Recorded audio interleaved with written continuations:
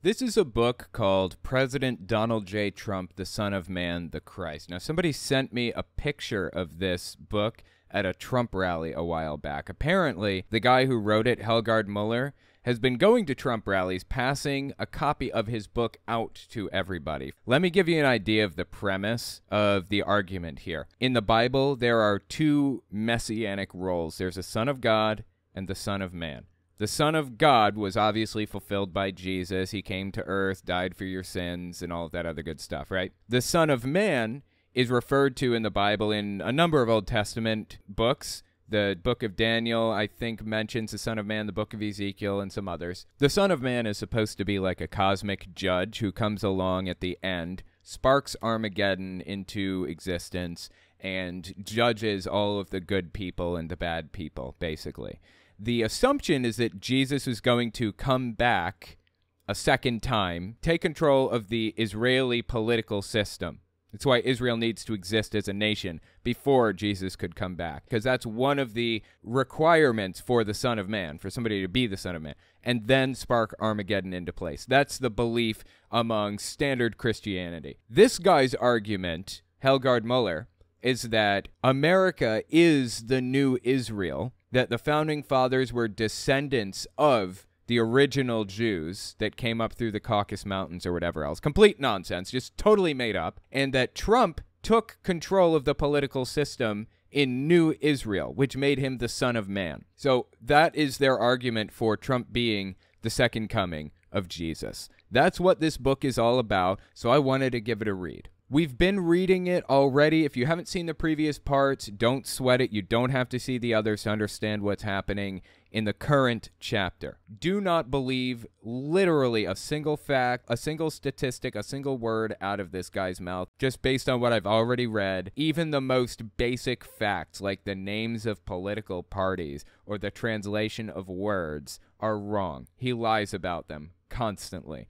So before you believe a single thing out of this book, make sure you fact check it. And one more thing before we actually get into the book. Some of it can be pretty graphic. The guy is a rabid racist, does not like the black community, grew up in South Africa during the period of segregation called apartheid, and is very obviously an extremely hateful person. So just be aware of that before walking into the book. Without further ado, let's get into it. The last chapter I felt was just complete nonsense beginning to end, just garbled nonsense. It was like from sentence to sentence, they were disjointed and unconnected to each other. It was just random things that he was saying that didn't make sense at all. Like, even the words within sentences didn't connect to each other. It was just weird. So hopefully this set of chapters will be a little bit better. Oh, that's another thing. Like, every chapter is a different length. It's like 2 chapters last time I read this were like 2 or 3 pages long each, and then the following one was like 12 pages long. Some of these chapters have like tons and tons and tons of Bible verses in them, even though I don't read the Bible verses from the book because I don't trust him to write the correct verses in. Anyway, the last set of chapters was weird. I hope this one is a little less nonsensical. I don't use that term lightly either. You know, I don't say nonsensical in an offensive way. It just didn't make any sense at all. So I think today we're probably going to get from chapter 8 to chapter 11, but not actually read chapter 11. Chapter 11, I believe, is where he starts talking about Trump. Oh, another thing he said in the previous chapter. He said he believes that there's a God in heaven and a God on earth. There are 2 gods. The God on earth is Yahweh, and the God in heaven is supposedly Jesus, I guess. He also thinks that Moses was the most high God above Jesus and Yahweh. I don't know. It's just a weird, confusing belief system. So anyway, let's keep reading. Perhaps many of us have never stopped to think about the names Zion and Jerusalem. We may have always assumed that the 2 terms are synonymous. No. Even interchangeable. No, I didn't. Zion is the hill of Jerusalem on which the city of David was built. I always took Zion to mean Israel or the Israeli people, or Zionism was like support of the Israeli people, or of the Jewish people more specifically. Israeli and Jewish are two different things, really. Zion etymology, Old English from Ecclesiastical Latin, Sion from Hebrew, Silon, or Slyon or something like that. So anyway, okay, let's keep reading. However, if one closely examines the scriptures and other traditional works, one will realize that Zion and Jerusalem do not necessarily refer to the exact same place. In fact, the customary formula recited in consoling mourners already implies such. May the omnipresent console you amongst the other mourners of Zion and Jerusalem. Zion and Jerusalem, two different places. Not necessarily. I mean, from my understanding, Zion is the hill in Jerusalem, and Jerusalem is where, I mean, it's both referring to where Israel got its start, I believe, is the whole point here. I don't think it's two different places, and, this may seem like nitpicking, but based on what the guys had to say previously in the book, it's not nitpicking. You have to do this with this guy. When inaugurating the newly built Holy Temple, the Bible states, King Solomon gathered the elders of the Jewish people and the leaders of the tribes in Jerusalem in order to bring up the ark from the city of David, which is Zion. The wording of this passage clearly demonstrates that Jerusalem and Zion are indeed two different places. This proof text is adduced by Rabbi Ashtori Haparchi, 1280 to 1366. Rabbi David Ibn Zimra at blah, blah, blah. He just keeps going on about it. Writes quite emphatically that Zion is outside of Jerusalem. Okay, no. I'm pretty confident Zion is inside of Jerusalem. What is he even talking about? Zion is sometimes known in the Bible as the city of David, or fortress of David. That city had its own wall. However, later on, the outer walls of Jerusalem were expanded to include Zion as well. This may have happened in the late First Temple period, or in the beginning of the Second Temple period. Yeah, so there are different periods of time in Judaism that are separated by temples, or when temples were built. The first temple is from 970 BCE to 586 BCE. And that's generally when the Bible was written for the most part. Genesis, the Old Testament, Genesis through, I don't know, what's the last book in the Old Testament? I don't even remember. Yeah. Genesis, the early books, the Torah, Genesis, Exodus, Leviticus, Numbers, Deuteronomy, and then all the way through. That was the first temple period. Second temple period was 597 BCE to 70 AD. Yeah, and actually the New Testament was written after the Second Temple period. So that should add a little bit of context if you were curious. Because Zion was added to the holy city only later, it may not have had the same halakhic status as the rest of Jerusalem regarding permission to eat certain sacrifices and tithes. For this reason, the inner walls, known as Shomat Beit Pagi, separated Jerusalem proper from Zion, even in the late Second Temple period, by which time the two cities had already merged. Now, I put this in the intro, but let me say it again for good measure. Everything the guy says is bullshit, I've come to find. Every claim he makes, every suggestion that he lays down, it's all BS. None of it's true. None of it. Earlier, I think in the last chapter, he made a claim about the Bible, the word Bible, actually meaning two gods, when that's not what it meant at all. The word Bible means book, not gods. Where did he get that? He made it up. So don't trust a word out of the guy's mouth, really. All right, let's keep reading. That well served to demarcate the area inside Greater Jerusalem within which one may or may not eat from the ritual sacrifices. Again, don't trust a word he says. Rabbi Eliyahu Kramer of Vilna, also known as the Vilna Gaon, writes in his commentary to Isaiah 1:9 that the population demographics of Zion differed from those of Jerusalem. The noblemen lived in Zion while ordinary people lived in Jerusalem. I'm really not convinced of absolutely anything that this guy put in his book, so just don't believe it when he lays facts down. We all know where Jerusalem is on a map, but where is Zion? Psalm 48 speaks about the city of our God in the most superlative terms. In that context, the psalmist mentions that Mount Zion is the most beautiful of all places, is the happiest place on earth, and is tucked away in the north. In Ezra and Radak, explains that this means that Mount Zion is the northern part of Jerusalem. Rashi, on the other hand, cites Dunash in Labrat, I know I'm pronouncing it wrong, forgive me, as explaining that Mount Zion is another name for Mount of Olives. However, none of these sources are consistent with the location of what we call nowadays Mount Zion, which is southwest of the Old City. How he knows that? You got me. I have no idea how he believes that he's correct on this issue. This point is actually made by the sages, as Midrash Socher Tav asks, is Mount Zion really in the north of Jerusalem? It is not actually in the south of Jerusalem. Rather, explains the Midrash, north in this context does not refer to the physical direction where Mount Zion stood vis-a-vis Jerusalem. Rather, it refers to the intense elation one can experience at Zion/Jerusalem when one slaughters a sin offering north of the altar as required by Leviticus. For this reason, Mount Zion is described as being in the north. Okay, I have no idea what this has to do with anything. I don't know how this proves Trump is the Messiah. I don't know why I would care about any of this. I don't trust a word out of the guy's mouth. I don't know that he's even quoting these supposed rabbis correctly. So I'm honestly at a loss for what to say about, like, any of this. Like, why do I care about any of this? I don't know. What does it have to do with Trump?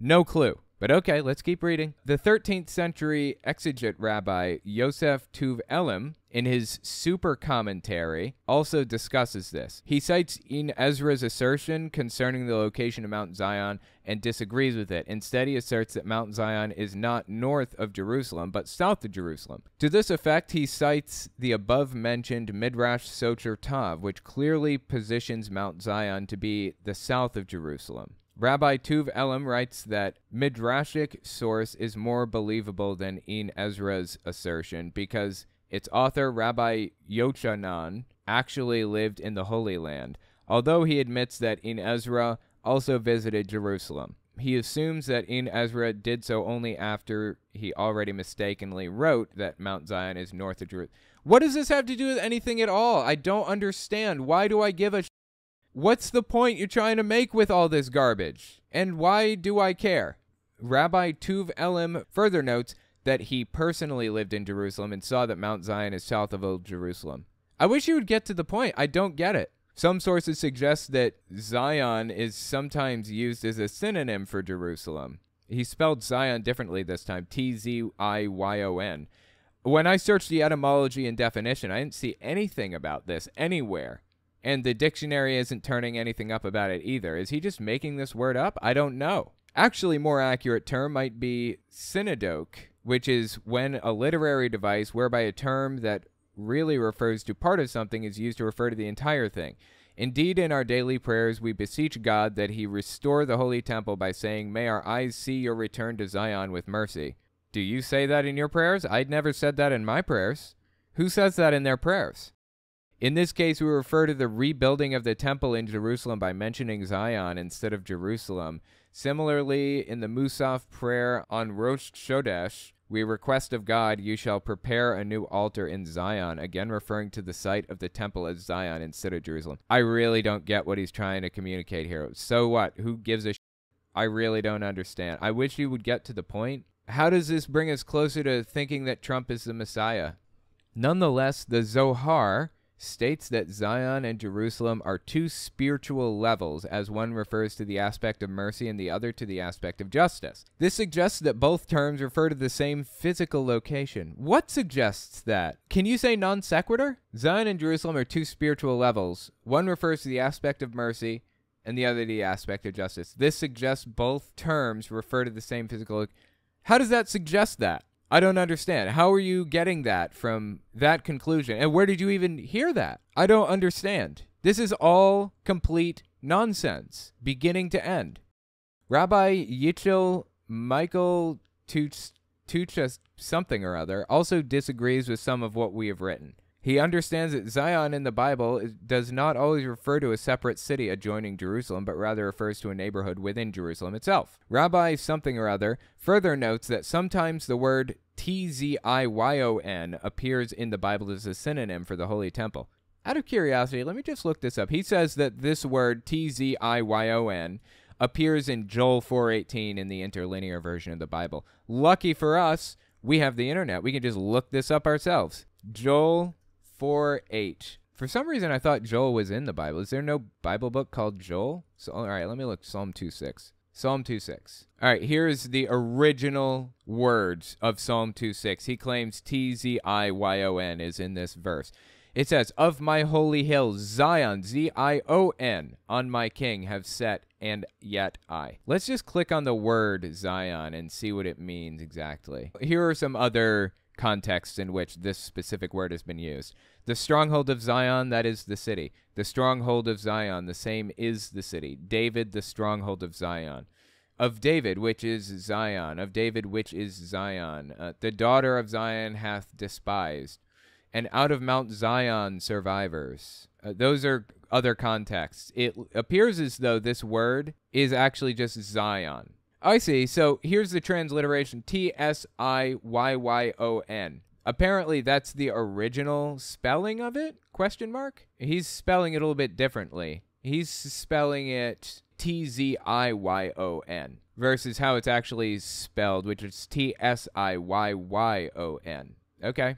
Interesting. Let's keep reading. This rabbi notes that sometimes the word appears in the Bible as a synonym for the Holy Temple or as a general term for the Jewish people. In those cases, the word Zion is not the proper name of a Jerusalemite neighborhood, but a common noun, which means outstanding, derived from the word Zion. No, I don't think so. We just looked at the interlinear version, and I'm not seeing that. In this vein, this rabbi explains that sometimes Mount Zion actually refers to Mount Moriah, where the temple stood.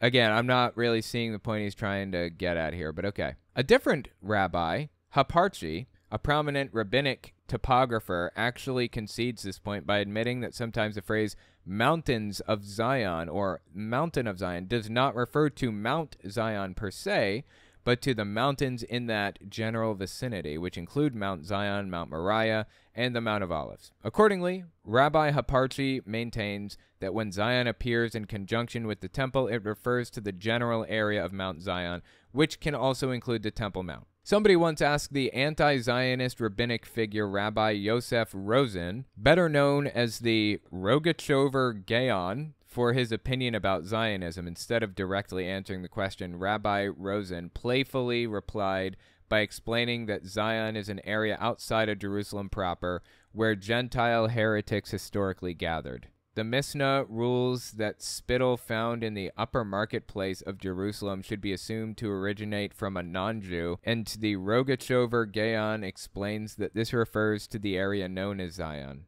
Seriously, I'm not picking up what he's putting down here. Who gives a By highlighting the historical fact that Zion in Mishnah times was essentially a slum, the Rogachover Gaon registered his disapproval with secular Zionists, whom he deemed akin to said historical heretics. A song of ascent for David, how good and how pleasant it is, the dwelling of brothers together. Psalm 133. The Tagrum explains that this refers specifically to the unity between the twin cities of Zion and Jerusalem. In fact, the spelling of Jerusalem in the Bible and the Aramaic name of the holy city, Yerushalem, are written in a singular form as though the city is made up of one singular component. The English name Jerusalem is derived from this form of the name. However, the way we traditionally pronounce the city's name in Hebrew, Yerushalayim, I guess, is in the double form, as if to allude to the fact that Jerusalem is actually made up of two cities joined together. Yeah, I would be willing to bet this guy doesn't actually know Hebrew, and he's just making shit up. I don't trust a word out of his mouth, and until he gives me evidence or reason to believe that he actually speaks Hebrew, I don't believe a word out of his mouth. And he has not given me that reason yet to think that he speaks Hebrew, so I simply don't believe him. Just as the Hungarian cities Buda and Pest united to become one city, Budapest, so do Zion and Jerusalem unite to become one unified Jerusalem. Much of the information for this article was culled from Har HaKodesh by the late Rabbi Moshe Nachum Shapiro and some other list of rabbis that I can't pronounce. Credit for this above article, Twin Cities, Zion and Jerusalem by Orj Somayo in something or other institutions. Okay. Awesome. Great. The entire Hebrew scriptures are written in a code, and their format is in a mythology discussing two kings. Okay, see, this is what the guy does. We're back to him saying the exact same thing he said last chapter, that the Hebrew scriptures are written in Bible code, and he's the only one that knows how to interpret them correctly, of course. And it's discussing two kings, which is Yahweh on earth and Jesus in heaven, I guess. Just completely made up. He just made shit up whole cloth. And also, what does that have to do with anything that he said in the previous paragraph or whatever? I don't know. It seems to have absolutely nothing to do with anything that he previously said. The king for the sons of Israel lives in his temple in Jerusalem, whereas the other king for the daughters of Zion lives in his palace in Zion. These two kings are family, and they each have their own kingdom. God, who is from the beginning, lives in his palace in Zion, whereas the Lord Yahweh lives in his temple in Jerusalem. Yeah, so I guess Yahweh is supposed to be a real, literal, physical person that lives on earth in Jerusalem? These two kings represent Jerusalem and Zion, or the tree of knowledge of good and evil, and the snake. The two kings are mentioned in Psalm 47, where the Lord is king over all the earth, whereas God is king over all the earth. These two beings are mentioned throughout the Hebrew scriptures. From what I've read in the previous chapters, I think he believes that Jesus is the king, or the God in heaven, and Yahweh is the God on earth. One was the snake in the Garden of Eden, and one was not. One was the tree of knowledge of good and evil, and the other was the snake. I believe he thinks that Jesus was the snake in the Garden of Eden. He said that in a previous chapter.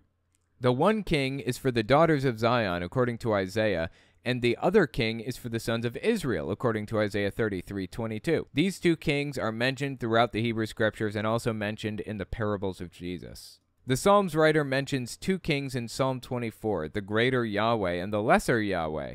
The greater Yahweh is mentioned in Psalm 24:8, who is the King of glory, the Lord strong and mighty, the Lord mighty in battle. The lesser Yahweh is mentioned in Psalm 24:10, who is the King of glory, the Lord of hosts, he is the King of glory. I'm not seeing a fundamental difference there to imply that there are two different Yahwehs of two different statures. I'm not picking that up at all from those scriptures, but okay. The Hebrew scripture speaks about the two kings, the warrior king and the feeble king. This is just nonsense, beginning to end. The prophet Zechariah writes the best example to verify this account, that the women, the daughters of Zion, have their own God, and the men, the sons of Israel, have their own God, according to Exodus 29. There are numerous examples of these gods and their distinct relationship to one another. God, who will live among his women in his palace in Zion, and the Lord Yahweh, who will live among the men in his temple in Jerusalem. All right. The prophet Zechariah writes about the two kings according to Zechariah 2. God, who is king in heaven, will live among the daughters of Zion, according to Zechariah, whereas the Lord Yahweh, who is king on the earth, will live among the sons. Didn't he literally just say this? Isn't this just being repeated? There's a single paragraph with, 10 sentences maybe, and it's like he just repeated it verbatim. Did he not just repeat this exactly? Why is he repeating himself non-stop in this book? This drives me insane. God in heaven, who will live among women, has desired Zion for himself. God will dwell among the women, and he will abide with his women in his palace. God desires Zion for himself, where the women will abide with God in his palace. Okay, that sentence did not make any sense at all. These three psalms are written for the daughters of Zion who will abide with God in his palace. God, who is the stronger warrior God, lives in Zion, whereas the Lord Yahweh, who is the feeble God, lives in Jerusalem. Again, he's repeated himself at least minimum 3 times in these past 2 paragraphs. At least, right? It feels like he's just filling space, but if he wanted to fill space, he could have just added more Bible verses. Why is he repeating himself over and over and over again? The following scriptures are a clear indication that God is king in Zion and that he is the king for the women, the daughters of Zion. Again, this is like the 4th time he said this. Mentioned 26 times in the Tanakh, the Bible expression, daughter of Zion, is not a reference to Moriah in Jerusalem, nor the hill upon which the old city of David was built in the immediate south of Mount Moriah, but rather to the women of the entire biblical land of Israel, and thus Jewish womanhood as a whole, including the Jewish diaspora. The following scriptures indicate that God of heaven will live in Zion among the women in his palace. This is number 5, I think, that he said this. And then he lists a bunch of scriptures. I'm just going to skip the scriptures because I don't trust him. The following scriptures are a clear indication that the Lord Yahweh is king in Jerusalem, that he is the king for the men and the sons of Israel. So he's repeated himself over and over and over again that there's a king that rules the women and a king that rules the men. So this is the 6th time he's repeated, at least, those 2 points. The translation of the King James Bible uses the term the children of Israel, but the correct Hebrew translation is the sons of Israel. The following scriptures indicate that the Lord Yahweh on earth will live in Jerusalem among the men, the sons of Israel, according to 1 Samuel, 2 Kings, blah, blah, blah. The sons of Israel does not necessarily mean they were male. It just means the descendants. The descendants of Israel, effectively. But okay, believe what you want, I suppose. More Bible verses, just goes on and on and on with Bible verses that don't prove his point when he thinks they do. Okay, here's the next one, like 4 pages later. The Lord Yahweh lives in Jerusalem among the men in his holy habitation, or temple, and he is the king in Jerusalem for the house of Israel, the men/the sheep. Whereas God is king, and he lives in Zion among the women in his palace for the house of Judah, women/the goats. Oh, women are goats, okay, and the men are sheep. Sheeple! Reading the following scriptures, you will perceive that Zion and Jerusalem are mentioned in one scripture, and that they refer to 2 individual places, according to 1 Kings, blah, blah, blah, and then just lists a bunch of Bible verses again. Jesus, dude.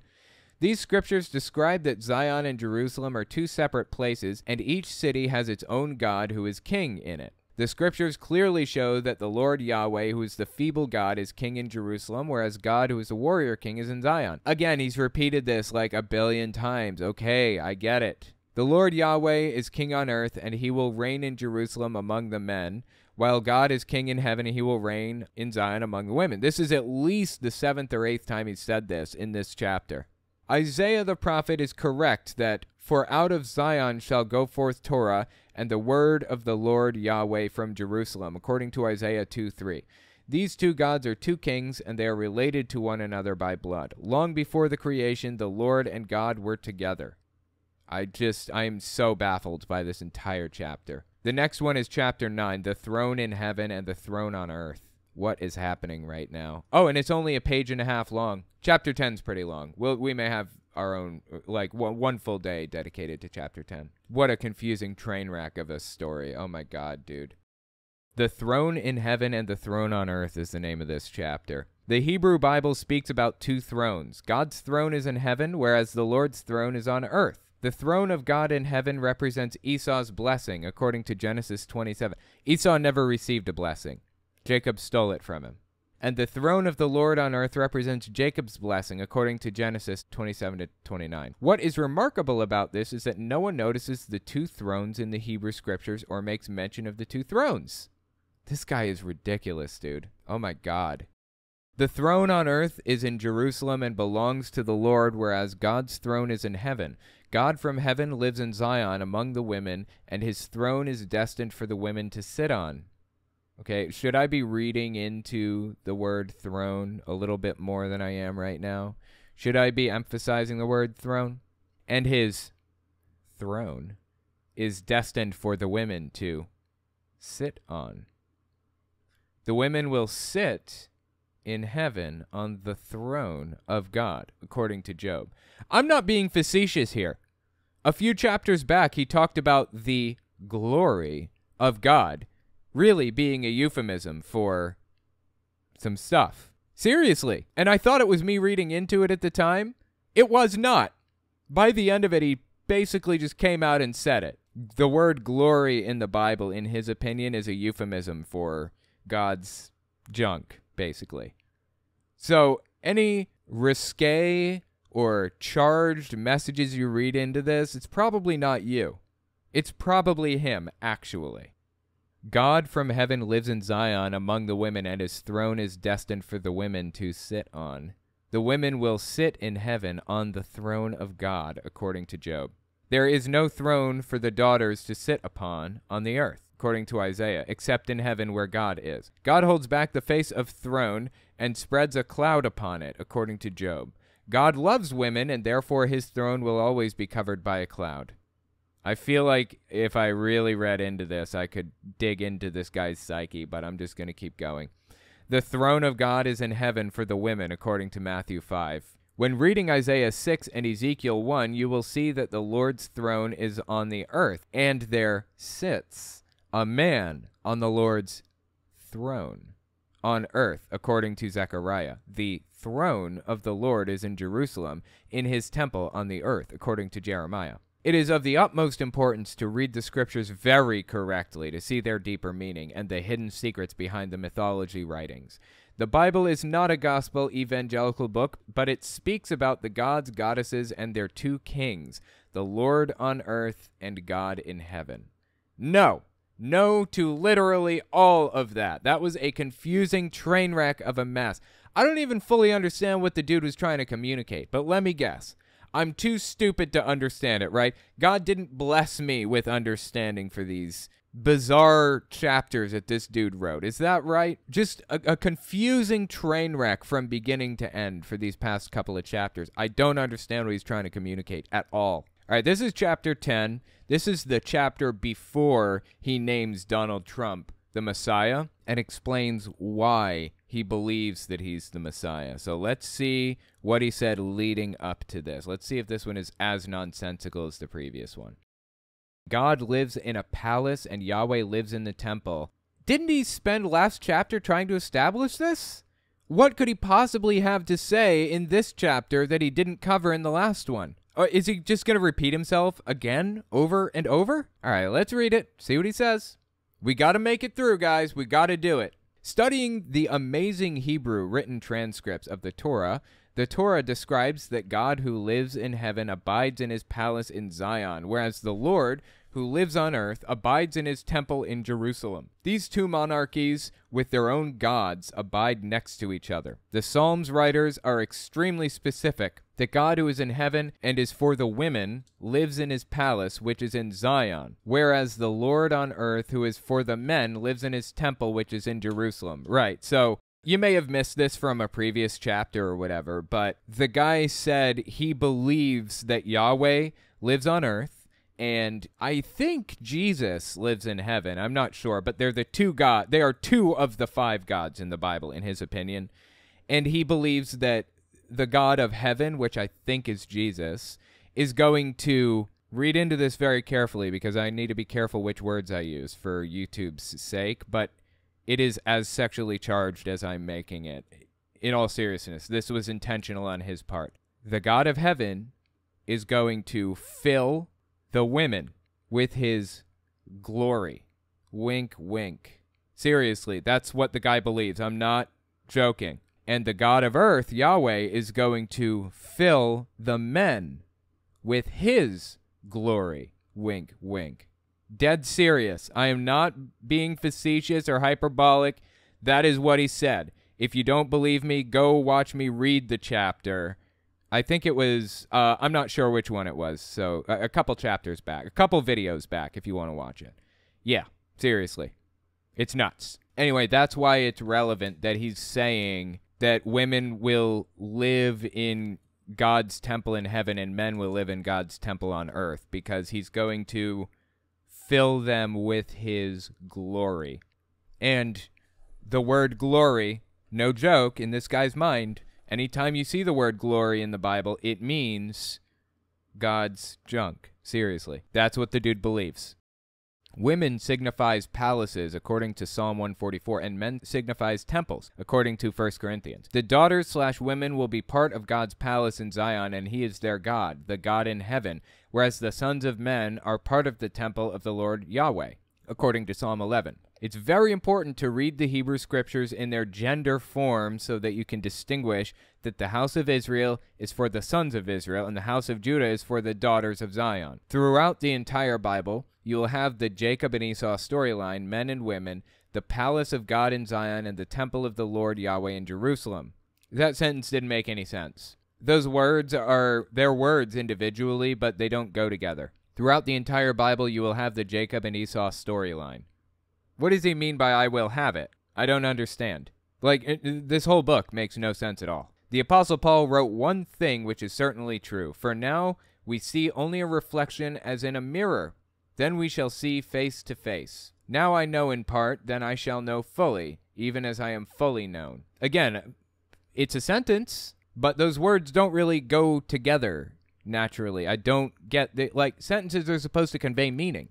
What meaning is he trying to convey to us with it? I just don't get it. To understand and perceive the Hebrew writings of the scriptures, you must differentiate these two monarchies from one another and their own gods. Jesus, who is God on earth, came for the men and clearly said in Luke 7 and Matthew 11 that he is not the God who dwells in Zion among the women in the palace. What? This is confusing because I believe he said in a previous chapter, Jesus was God in heaven, not God on earth, and Yahweh is God on earth. I'm so confused. Jesus is God on earth in Jerusalem who will dwell among the men. I thought he said Jesus was God in heaven. Okay. Jesus makes another statement in John 14 about the palace of God, which has many rooms for the women in Zion. Jesus said unto the 12 disciples, which are men only, that he will go and prepare a place for the men, which represents the temple in Jerusalem according to John 14, and that he will come again and receive the men unto himself. Am I reading? Do I even need to say that's what she said? Is it even necessary? Or is it just self-evident that that is something that she would say? And that he will come again and receive the men unto himself. That where he is, there the men may be also. The two houses are mentioned by Jesus in John 14, which is the palace of God in Zion for the women, and the temple of the Lord Yahweh in Jerusalem for the men. Yeah, none of these sentences make any sense at all. The words don't belong together. They don't belong next to each other. It's nonsense. The house of Israel signifies the temple of the Lord for the men, and the house of Judah signifies the palace of God for the women. What is this, the 16th time he said this? The women are the ones that are gorgeously apparelled and dress in soft clothes and live delicately in the palace, whereas the men are the opposites of the women who will live in the temple, according to Luke 7. The Torah, the 5 books of Moses, which are Genesis, Exodus, Leviticus, Numbers, Deuteronomy. They also weren't written by Moses because they detail Moses' death, so couldn't possibly have been written by him. Also, Moses wasn't a real person anyways, but that's neither here nor there. The Torah, the 5 books of Moses, refer to 2 different tabernacles in the book of Leviticus. The one tabernacle Moses and the sons of Israel built for this Lord who lives inside the tabernacle/temple, according to Exodus. Again, this sentence does not go together. It doesn't make sense. It is not structured correctly at all. I wondered if an editor wouldn't come near this book because it's so divisive, but I'm starting to think an editor wouldn't come near it because they couldn't interpret what he was trying to communicate. The other, God is speaking about a futuristic tabernacle that will come according to Leviticus 25. This futuristic tabernacle will be different from the existing tabernacle, which Moses and the sons of Israel already built and erected according to Exodus 35. The futuristic tabernacle, now in quotes, will be built by the other God himself and with no other help, according to Leviticus 25. What is interesting about this futuristic tabernacle, where did he even come up with the idea that there's a futuristic tabernacle, is the fact that there was already an existing tabernacle, which was already built by men, according to Exodus 35 and Leviticus 8. When this other God said that he will build a new tabernacle, according to Leviticus 25, the Hebrew scriptures mention 2 different tabernacles occupied by 2 different gods. The one Lord lives only in the Holy of Holies inside the tabernacle, whereas the other God will walk among people and will be their God, and they shall be his people. Or sheeple, if you will. I prefer that one. These 2 gods are mentioned throughout the Hebrew scriptures. The Lord dwells in temples, according to 2 Samuel, made by man, whereas the other God does not live in temples, according to 2 Samuel, but he lives in his palace. Note that the speaker in 2 Samuel is the God who does not live in temples, and he is speaking to Nathan. This God who does not dwell in temples, according to 2 Samuel, says to Nathan in 2 Samuel, "Thus saith the Lord of hosts," the other God, in the 3rd person. Okay, just because God speaks in the 3rd person does not mean that he's talking about somebody other than himself. So he's saying, anytime you hear somebody say, "Thus saith the Lord," or "Thus saith the Lord of hosts," or whatever, it's God. It's not actually God talking. It's somebody else. What? Dude, this is just a confusing train wreck of a book. Seriously. Oh my God. Who is the one that lives in the temples made by man? The God who does not live in the temple, according to 2 Samuel, is saying that the Lord of hosts is the one that lives in a temple made by men, according to 2 Samuel.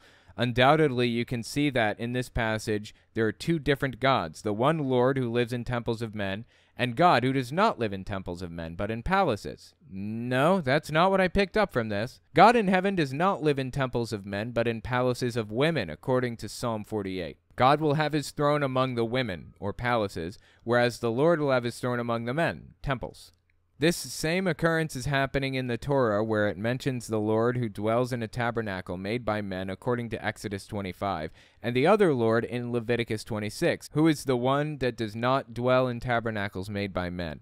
These two gods are opposites from one another, like light is to darkness, day to night, and heaven is to earth. There are two Lords speaking in 2 Samuel, the one who does not live in temples of men, and the other Lord who does live in temples made by men. You know what's really sad about this whole thing? There is some sorry son of a bitch out there sitting at their table this morning, drinking their coffee and combing through this book, poring through it, thinking there's some secret hidden message here that God gave to this guy, Helgard Muller. Some dude who found this book at a Trump rally and wants to understand how Trump is the Messiah. And they are reading this sentence by sentence, trying to understand it, and thinking that God just hasn't imparted the information to them yet. Honestly sad. Okay, let's keep reading. The Psalms writer refers to two gods in Psalm 11, where the one God is in his temple in Jerusalem on the earth and the other God is in heaven. No, it doesn't. Psalm 11:4 corresponds with Psalm 18, where the one Lord is in his temple on the earth and the other Lord is in heaven. These two gods are working together and they are watching each other's back. You can see undoubtedly that the Psalms writer called upon the Lord and cried unto God. Then the one Lord who lives in the temple in Jerusalem on earth heard the voice of the Psalms writer, and the Psalms writer's cry came unto the Lord in heaven. The book of Psalms was just the Jewish hymnal. That's all it was. It was nothing special. It wasn't like a message to anybody or whatever other thing. It was just their songbook. It was the Jewish songbook. And this dude's trying to divine secret code from it or some other nonsense. The one Lord in heaven reacted and bowed the heavens and came down to the earth to the Psalms writer's rescue. This Lord who lives in heaven is the same Lord who dwells in Zion in his palace among women, whereas Yahweh, Lord, who lives on earth, is the God who dwells in Jerusalem in his temple among the men. You will see that the Lord in the temple on earth did not respond to the prayer, but the one Lord who is in heaven came to the rescue. I will not see that because I don't understand what's even being said here. The f*** is this guy even talking about? I don't understand. And I have to go up an octave to make that clear. I don't get it. The prophet Ezekiel is also making this remarkable announcement, according to Ezekiel 43, that the Lord lives inside a temple. You don't say! No f***! Really, the Lord lives inside a temple. I didn't know that was the point you were trying to communicate. This is the first I've heard of it. You're telling me the Lord lives inside a temple? Are there women there too? This is news to me. First time I've heard it since I started reading this book. Wow. This is incredible. Whereas God does not live inside a temple. God, who is standing outside the temple, made the earth shine with his glory, whereas the Lord moved into the temple with his glory. And again, every time he says the word glory, he's talking about God's junk. Seriously, that's what he's referring to. He's talking about his junk. And he intends to insert his glory into the men and the women around him. The Lord Yahweh dwells only inside the temple of men, according to the Hebrew scriptures, whereas God does not live in temples of men, but in his palace with the women. I feel like I'm just reading the same exact sentence over and over and over and over and over and over and over again. He's not conveying any new information at all. This blows me away that somebody can write this and expect anybody to buy it. And this poor, sorry son of a bitch right here bought it. I'm talking about me for the audio audience. This is nuts, dude. This is absolutely nuts. Okay, let's keep reading. We got to get through it, guys. We got to get through it. We must. No matter how many times he repeats himself, we will get through this book. All right, let's keep reading. The following scriptures speak about the Lord Yahweh who lives inside the temple with the men in Jerusalem, namely Psalm blah, blah, blah. I'm not reading all these scriptures. The body of a man represents a temple, whereas the body of a woman represents a palace. For man, what is the difference between a temple and a palace anyways? For man is made from the dust of the earth, and woman is not, according to Genesis. Okay. I'm so burned out on arguing with this stupid shit in this book. I'm not even going to bother. I'm just going to skip to the next section. Is that his goal, wear me down through attrition? God in heaven, who lives in his palace in Zion, is among the women. I swear, this is like at least the 18th time he's said this in the past 3 chapters. At least, minimum, right? God in heaven, who lives in his palace in Zion, is among the women. The following scriptures refer to God who is in heaven and who lives in his palace among the women in Zion, according to Psalm 18, blah, blah, blah. The body of a woman represents a palace, whereas the body of a man represents a temple. Literally, exactly the exact same line he said a minute ago. Exact quote. He's just repeating himself. It's like he copied and pasted. If he's not going to take this book seriously, why should I? This book is beyond garbage. Like, not just what's contained in it, not just the ideas he's trying to convey. The way it was written, the grammar, the context, the everything is garbage. It is all complete garbage. How did he get this published? Please tell me that he's self-published. How did Amazon allow such garbage on their platform? This just blows me away. The body of a woman represents a palace, whereas the body of a man represents a temple. For the woman is made from the rib. Oh my God. Oh God. See, if I just read the next sentence, I wouldn't be as exasperated, because now it's getting ridiculous. Okay. The body of a woman represents a palace, whereas the body of a man represents a temple. For the woman is made from the rib, or the penis bone, called the baculum, and man is made from the dust of the earth.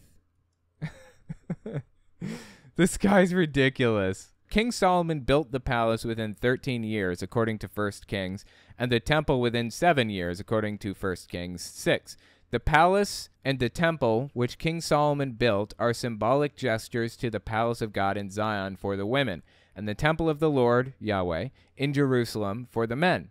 The following scriptures clearly indicate that King Solomon built the palace and the temple, according to 1 Kings, blah, blah, blah. The palace and the temple represent the 2 gardens in Genesis 1, according to the scriptures. The palace of God represents the garden of God, and the temple of the Lord represents the garden of the Lord.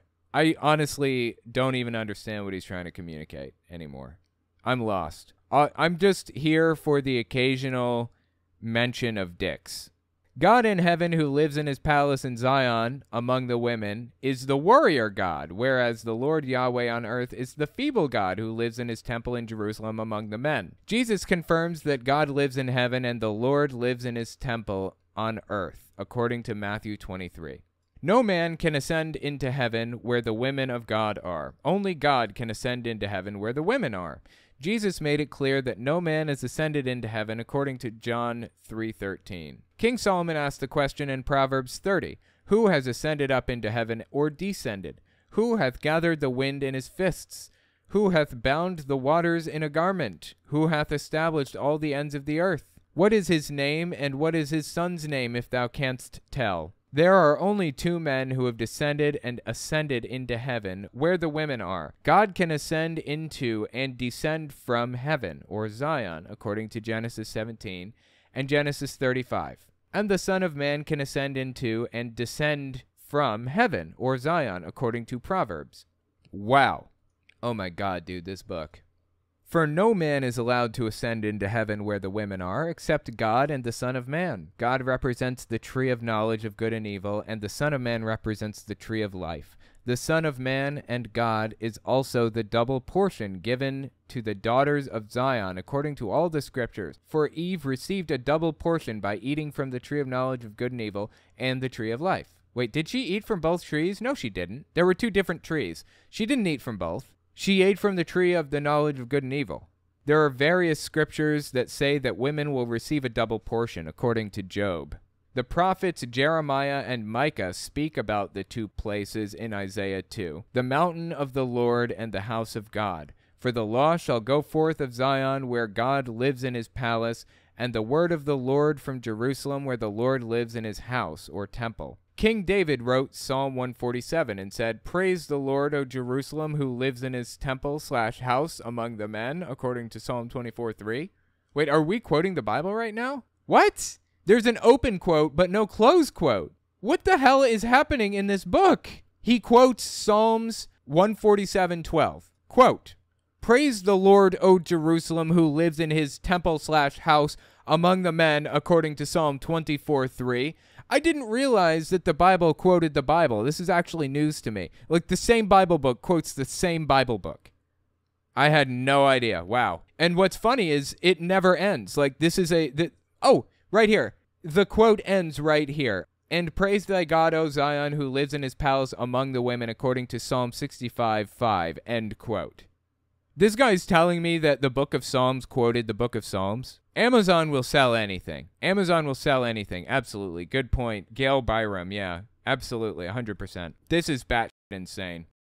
"The men will lift up their hands in the sanctuary and bless the Lord," according to Psalm 134, whereas King David said that he may tell all of God's praises in the gates of the daughters of Zion. He will rejoice in God's salvation, according to Psalm 9:14. I'm sorry.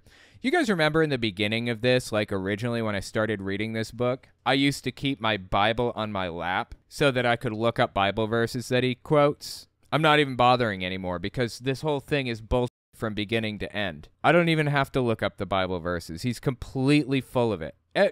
Oh, God. I feel like my brain is melting for real. We'll get through it. We will get through it. It's important. Holy Christ on a cracker. All right, let's keep reading. "The meaning of King David's words that he may tell of all God's praises in the gates of the daughters of Zion is that the men that will give praises to the daughters of Zion." Okay, that sentence was redundant. Let me tell you the meaning of King David's words. King David says he may tell all of God's praises in the gates of the daughters of Zion. Here's what that means. The men that will give praises to the daughters of Zion. There you go. That's what it means. I just told you. What that verse means is men will give praises to the daughters of Zion. There you go. Now you know. That's what he just said in this book. That is the thought that he's trying to convey in that sentence. It makes no sense. None. No sense. This book is not only completely batshit insane, it doesn't make any sense. Okay, let's keep reading. King David mentions the two houses in Psalm 92:13, saying that those that be planted in the house of the Lord shall flourish in the courts of our God, and to the ones that stand in the house of the Lord in Jerusalem, and in the courts of the palace of God in Zion, according to Psalm 135. Okay, the sentence shouldn't have ended there. There was another thought coming, and then the sentence just ended. God is in Zion, according to Psalm 50 and 84, where he lives among the women. King David said in Psalm 84 that a day in the courts of God's palace is better than 1,000. I had rather be a doorkeeper in the house of my God, the Lord, than to dwell in the tents of wickedness. King David further mentions the two houses in Psalm 133, where David said, "Behold, how good and how pleasant it is for brethren to dwell together in unity. It is like the precious ointment upon their head that ran down upon the beard, even Aaron's beard, and went down to the skirts of his garments, and the dew of Hermon, and as the dew that descended upon the mountains of Zion, for there the Lord commanded the blessing, even life forevermore." All right, so here's another weird thing about this book. He seems to be quoting scriptures, but every time he quotes scripture, which is reasonably common, he puts an indentation with the verse numbers. Why is he quoting scripture with no indentation or verse number, and then the very next sentence is the indentation with the verse number? It's like a formatting nightmare. I just don't understand. This is the last paragraph before he explains why he believes that Trump is the Son of Man. I'll give you a sneak peek into the next chapter if you stuck around this long to get to that next one. "These two monarchies, the temple and the palace, signify the Esau God in heaven and the Jacob God on the earth. The Lord Yahweh lives inside the temples of men, whereas God does not live inside temples of men, but he lives inside the palaces of women." Again, this is like at least the 23rd time that he said that exact phrase. Women represent palaces, whereas men represent temples. Exact, direct quote from earlier in this same chapter. I don't know why he keeps doing this. The Hebrew Bible is a hidden, encrypted message to a certain group of people that they are the only ones that shall return to Eden to be with God and the Lord. The writings of the law of Moses, who, by the way, he believes Moses is the Most High God, above Jesus and Yahweh. The Psalms, the prophets, and the parables of Jesus make it very clear that only a specific lineage of men and women shall return to Eden, and that the rest of the nations will be enslaved by God in heaven and the Lord Yahweh on earth for their own benefit. Wow. So he believes that men will be enslaved by God? No. A specific lineage of men and women will return to Eden and the rest will be enslaved by God? Well, who's this lineage? Oh my God, this is brain-meltingly stupid, this whole thing. I'll tell you what, if you stuck around that long, that was the end of chapter 10. Chapter 11 is where he tries to justify the idea that Donald Trump is the Messiah. So up to this point, I don't even know what he's been doing this whole time. He's been trying to convince us that there are multiple gods in the Bible, I guess. I don't know. I have no clue. But now, chapter 11, that's where it really starts. That's where he starts justifying his claim that Trump is the Messiah.